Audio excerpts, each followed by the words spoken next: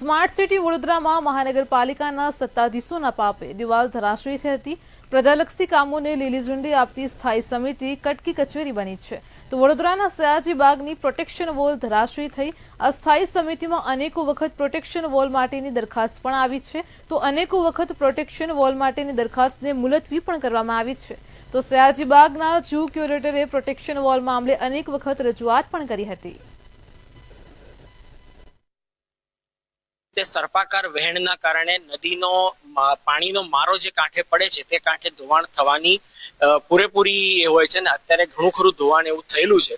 હાલ આ ધોવાણને અટકાવવા માટે જો આ રિટેનિંગ વોલ પ્રોટેક્શન વોલ નહીં કરવામાં આવે તો વધુ પડતું ધોવાણ થતા ધોવાણ પિંજરાઓ સુધી પણ આવી પહોંચશે અને ઉપરોક્ત આ બાબતની ગંભીરતા ધ્યાને લેતા ઓલરેડી રિટેનિંગ વોલ કરવાની દરખાસ્ત કરવામાં આવેલી છે જે મંજૂર થઈ હતી। તાત્કાલિક કામગીરી શરૂ કરવામાં આવશે।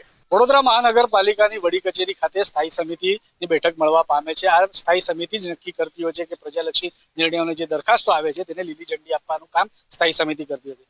વડોદરામાં છેલ્લા ઘણા સમયથી જે વરસાદ વરસી રહ્યો છે તેને લઈને જ હવે જે જળસ્તર હતું તેનું વધવા પામ્યું હતું અને વડોદરાના કમાટી બાગ ખાતે આવેલી જે વિશ્વામિત્રી નદી છે ત્યાંથી પસાર થાય છે।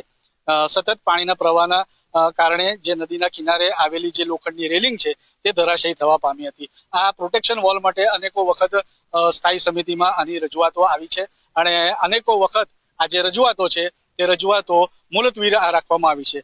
જણાવી દઈએ કે જે પ્રમાણે આ દરખાસ્તો આવી છે તેની તારીખો છે 20/10/2023 રોજે પહેલી દરખાસ્ત આવી હતી, ત્યારબાદ 15/3/2024 રોજે આવેલી હતી, ત્યારબાદ 14/6/2024 રોજે આ દરખાસ્ત આવી હતી અને હવે 23/5/2025 રોજે આ દરખાસ્ત ફરીથી આવી છે।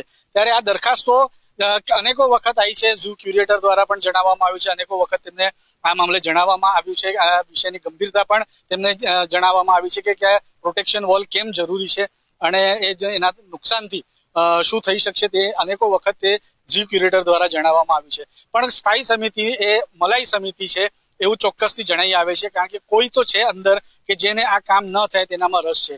નોંધનીય છે કે અહીંયા જે કમાવાની દોટ છે તે અહીંયા મૂકવામાં આવી છે। કોણ વધારે કમાશે, મારો કોન્ટ્રાક્ટર કે તારો કોન્ટ્રાક્ટર, તેવી રીતની નીતિ અત્યારે સ્થાયી સમિતિમાં જોવા મળી રહી છે। એટલે કહી રહ્યા છે કે આ સ્થાયી સમિતિ નથી, મલાઈ સમિતિ છે। કેમેરામેન કેતન શિંદે સાથે સત્યમ નેવાસકર, મંતવ્ય ન્યૂઝ।